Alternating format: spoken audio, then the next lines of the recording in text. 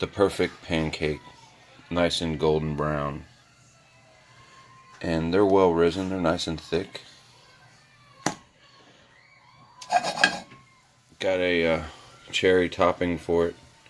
Now, the girls have stolen all the sauce. They don't like the actual cherry, they just like the sauce. But your pancake batter is real easy to make. If you remember the ratio, 2 parts flour, 2 parts liquid. So that could be half of it buttercream, half milk, half water, all water. So it's by weight, 2 parts flour, 2 parts liquid, 1 part egg, half part fat. So there you go, get a scale out.